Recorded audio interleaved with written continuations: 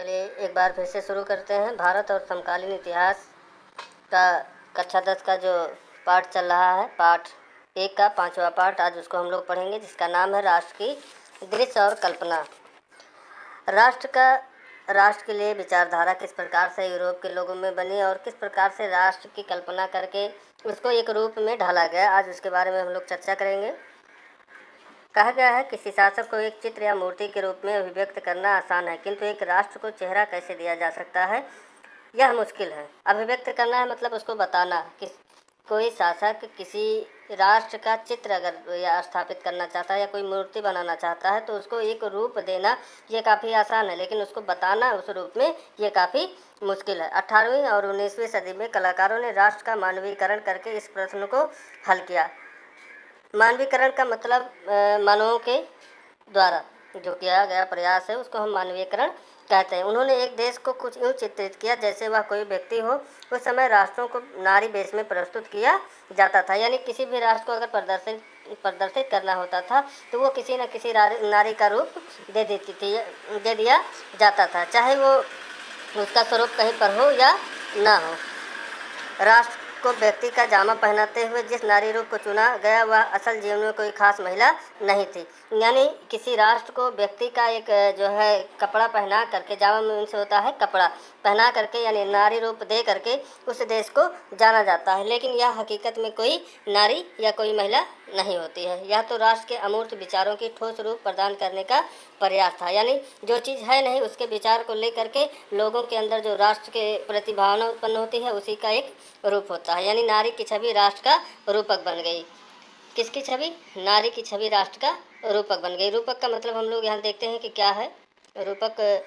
रूपक शब्द जब किसी अमूर्त विचार जैसे लालच, ईर्ष्या, स्वतंत्रता और मुक्ति को किसी व्यक्ति या किसी चीज़ के जरिए इंगित किया जाता है तो उसे रूपक कहा जाता है। एक रूपात्मक कहानी के दो अर्थ होते हैं, एक शाब्दिक और एक प्रतीकात्मक। इस तरह से आप जान सकते हैं कि किसी कहानी को लेकर या किसी घटना को लेकर किसी का जो है नारी या किसी का रूप जब किसी को प्रदान किया जाता है तो उसी को हम रूपक कहते हैं। आपको याद होगा कि फ्रांसीसी क्रांति के दौरान कलाकारों ने स्वतंत्रता, न्याय और गणतंत्र जैसे विचारों को व्यक्त करने के लिए नारी रूपक का प्रयोग किया।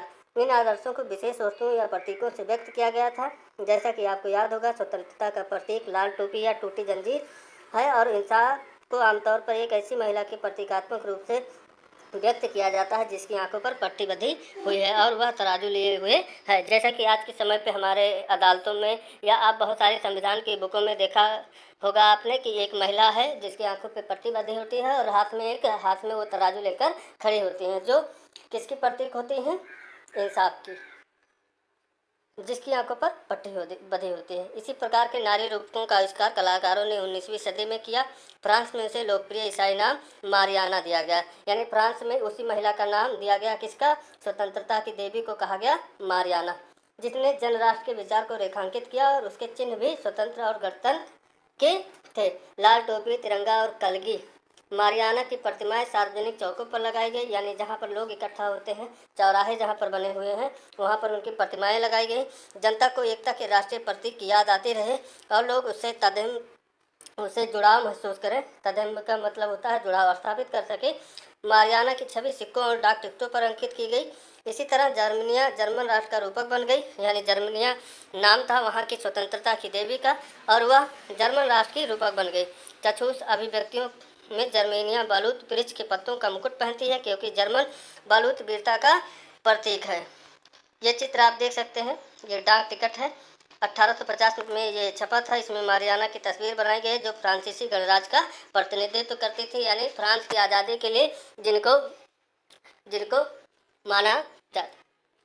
ठीक इस प्रकार से हम देख सकते हैं। दूसरी महिला है, हाथ में तलवार ले और इनको कहा गया है जर्मेनिया का चित्र बनाया गया है चित्रकार फिलिप बेट के द्वारा।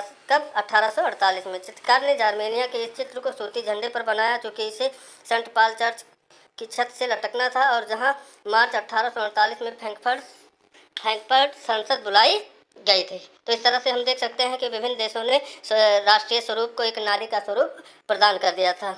यहाँ कुछ प्रतीक चिन्ह बताए गए हैं कि उसका अर्थ क्या है। जैसे टूटी हुई बेड़ियाँ, आज़ादी मिला, बाज छाप कवच जर्मन साम्राज्य की प्रतीक शक्ति है। बलूत पत्तियों का मुकुट बहादुरी का प्रतीक है। तलवार मुकाबले की तैयारी की प्रतीक है। तलवार पर लिपटी जैतून की डाली शांति की चाह का प्रतीक है। काला, लाल और सुनहरा तिरंगा 1848 में उदारवादियों राष्ट्रवादियों का झंडा, जिसे जर्मन राज्यों के ड्यूक्स ने प्रतिबंधित घोषित कर दिया था। उगते सूर्य की किरण एक नए युग का सूत्रपात करती है। अब एक गतिविधि है जिसको आप करेंगे। दिए गए चार्ट की सहायता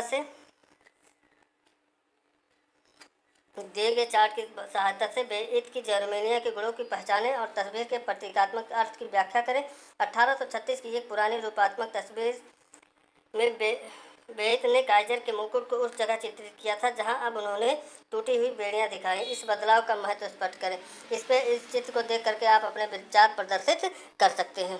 एक चित्र और दिखाया गया है जिसमें एक महिला है जो लेटी हुई है, और इस महिला के द्वारा हम समझ सकते हैं कि ये किसका प्रतीक हो सकती है। दिखाया गया है इस महिला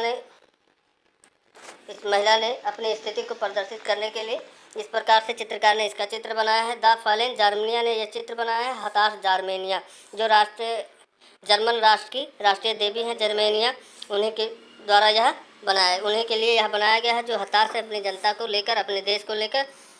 बताएं कि चित्र 18 में आपको क्या दिखाई पड़ रहा है। राष्ट्र के इस रूपात्मक चित्रण में ह्यूनर किन ऐतिहासिक घटनाओं की ओर संकेत कर रहा है।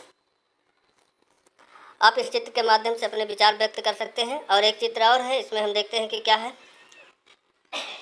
इसमें जार्मेनिया गार्डिंग द राइन नदी पर पहरा देती है जार्मेनिया। 1860 में चित्रकार लॉरेंस कॉल्सेन को यह चित्र बनाने का काम सौंपा गया। जार्मेनिया की तलवार पर खुदा हुआ है जर्मन तलवार जर्मन राइन की रक्षा करती है, यानी स्वतंत्रता की देवी के रूप में जार्मेनिया को दिखाया गया है। और राइन नदी के तट पर यह चित्र ऐसा बनाया गया है कि लग रहा है कि राइन नदी के तट पर जार्मेनिया हाथ में तलवार लिए पहरा दे रही हैं। गतिविधि चित्र 10 को एक बार फिर से देखें। कल्पना करें कि आप मार्च 1848 में फ्रैंकफर्ट के नागरिक हैं और संसद की कार्यवाही के समय वहीं मौजूद है। यदि आप ड्यूटीज में बैठे हुए पुरुष होते तो दीवार पर लगे जार्मेनिया के बैनर को देखकर क्या महसूस करते हैं, और अगर आप ड्यूटीज के में बैठी महिला होती तो इस चित्र को देखकर क्या महसूस करती। दोनों भाव लिखें। यह चैप्टर यहीं पर समाप्त होता है और इसके आगे वाला चैप्टर आपको जल्द मिलेगा। धन्यवाद।